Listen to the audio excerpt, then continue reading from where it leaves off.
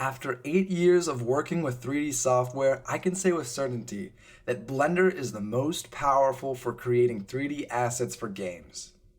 Today I'm going to compare Blender and Maya and prove to you that not only is Blender a more powerful tool when it comes to things like transformations and view/orbiting controls, but it also has a finesse in a stack organization system that can be understood throughout the program. Whereas Maya's system uses its information to chug the program, make it more likely to crash, and sometimes even trick the user into deleting data that's important. Now, at the core of 3D applications is the ability to move something and to look at it. And you're not just moving vertices and faces. You're also moving objects, you're moving bones, you're moving UV islands, and sometimes menus too.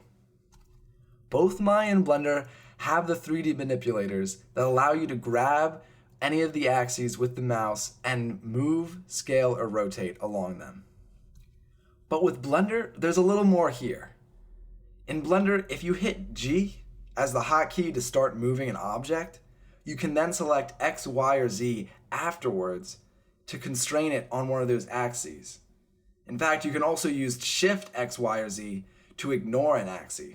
What this means is, as soon as you know in your mind where you want an object or a vertex or a face to be moved to, you can tell your keyboard, G and then Z, and then you're already grabbing what you have and moving it upwards, which can make a huge difference when half the hassle of moving things around is making sure that you can grab one of those colored axes and that you're not in the way of a vertex or another object.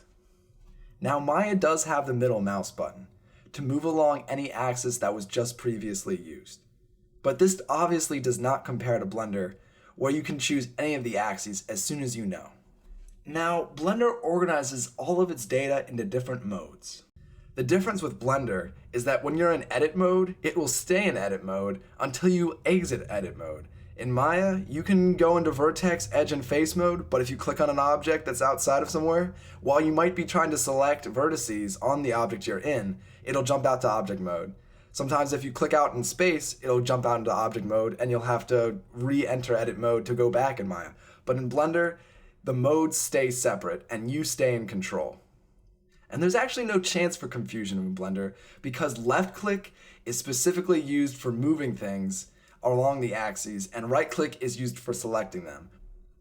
Whereas in Maya, left click is used for both. So if you're trying to select a vertex, you might accidentally get the axis, and if you're trying to get the axis, you might accidentally get the vertex. As if selecting vertices and axes wasn't hard enough. Now, Maya has a sort of organization also. It has a flight plan where it records just about everything you do, and they call that the history for the object. Now, the problem with the history is that it records all kinds of stupid shit that you don't want it to.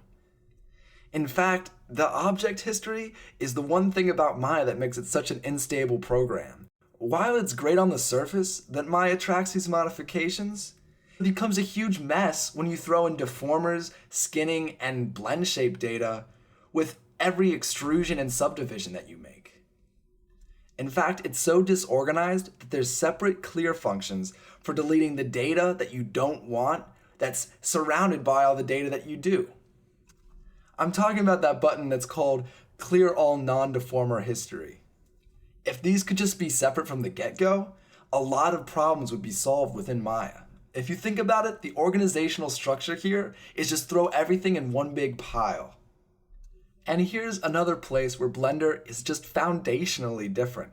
It has a number of tabs which organize separate data, like modifiers, texture data, mesh data, object constraints, bone constraints, material settings, and texture settings are all separate tabs that you know belong in their own category.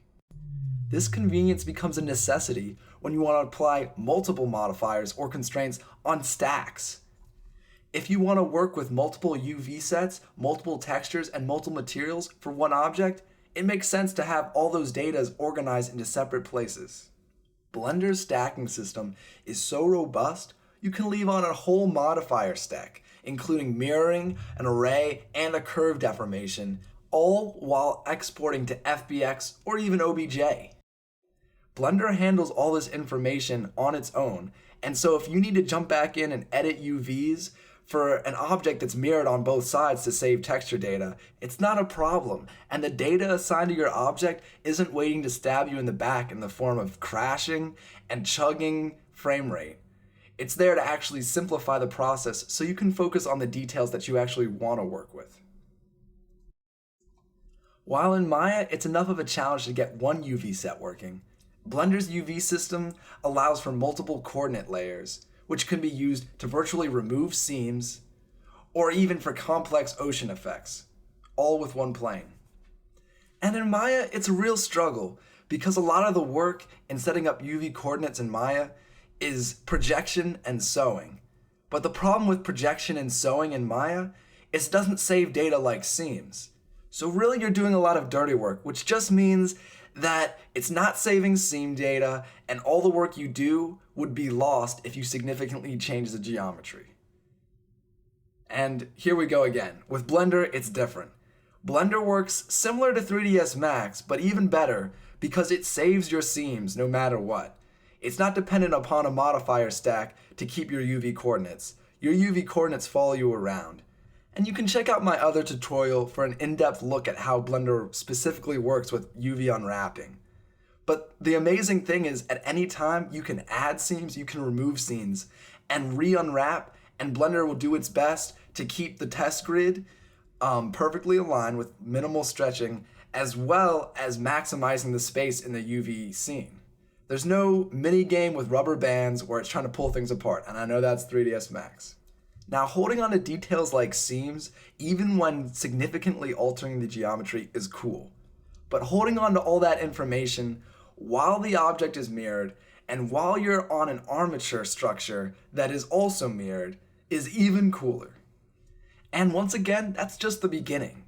If you've ever used After Effects, you'll probably understand that it's a lot of moving those little diamond dots around. Wouldn't it be awesome if there was a hotkey not only for moving those so you didn't have to grab them every time, where you could just drag a box and then automatically start dragging them, even like a set frame number by typing it in? What if there were also tools for scaling it on a pivot point within the timeline? Blender even has the ability to mirror keyframes, which can be from making an animation go backwards all the way to taking something that rotates and making it rotate the opposite direction. And the list doesn't stop there. In fact, Blender has tools such as 3D Stencil Projection, which I have yet to see in any professional paint program. Something else that's worth noting is that Blender is evolving rapidly. In the last 3 years, Blender has developed more as a 3D software than Maya has in 10. And obviously, that's a little bit more objective, but I can say that Blender's sculpting tools are far superior, and the fact that Blender even has a game engine built in that can be used for pre-visualization, showing animations, but also showing those animations plus forces added, like it will be in the game engine. And like I said earlier, my specialization is really in creating game assets, and I've tested the workflow going straight from Blender to tools like Unity and Unreal, and the experience has been very positive. Blender is an amazing program, and I've only just begun to talk about some really key issues that make Blender so powerful. Hey, thanks for watching. Don't forget to leave a comment and subscribe.